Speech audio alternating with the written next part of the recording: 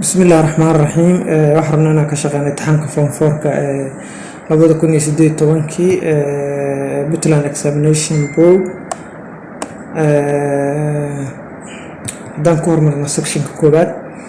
su-aasha koowaad waxaa la yidhi the flowing diagram represents an atom of lithium marka waxaan dooranay proton C baa dooranay maxaan ku dooranay waxaa la yidhaahday protons and neutrons have a same mass ay haystaan labadan protonski neutrons same mass bay haystaan kuwa kalena hadda akhrisid waa khaldan yihiin haddaan hoos u soconno su-aasha labaad the permanent hardness of water is caused by sulfates of magnesium and calcium baa sababa su-aasha saddexaad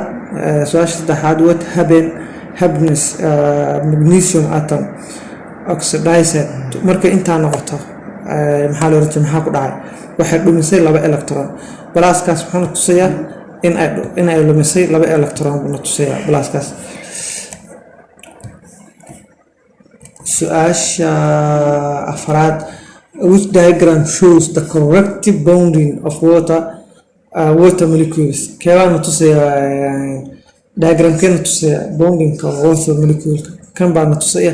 waayo hydrogen iyo oxygen halkaan waxay ka share gareeyaan 1 electron halkaan waxay ka share gareeyaan 1 electron laakiin kuwan kale ma saxanayo khaldan yihiin marka dhiibaa saas ku dooranay maadaama ay electron shellka koobaad oxygen hydrogen waxa qaadaa 2 electron marka halkeeda electron ay lahayd iyo hal electron oo hydrogen kala share gareysay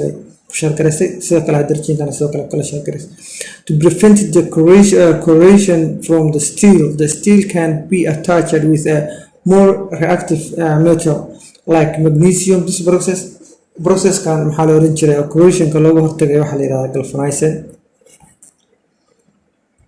su-aasha lixaad ayadan maxaana la weydiiyey the type of bond formed when hydrogen ion react with water asagana waxaa la yiraahdaa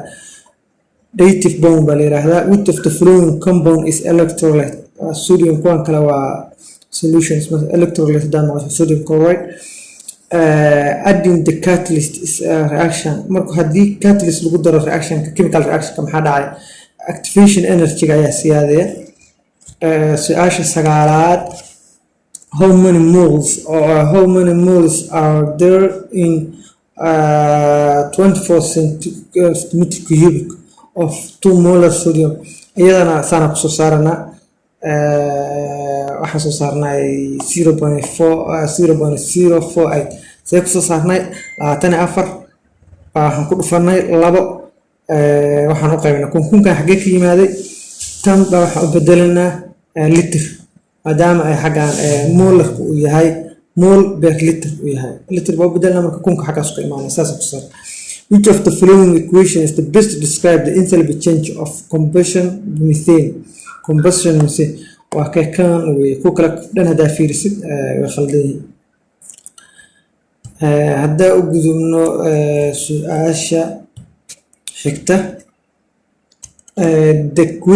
equation below represents the reaction between ethane and propane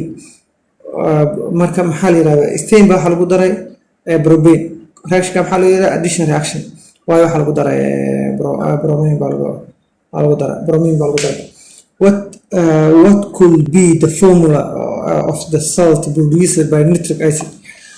nitric acid marka lagu daro calcium hydroxide saltiga samaysmaya maxaa formulation waa kan isagana kan waxaan loo diray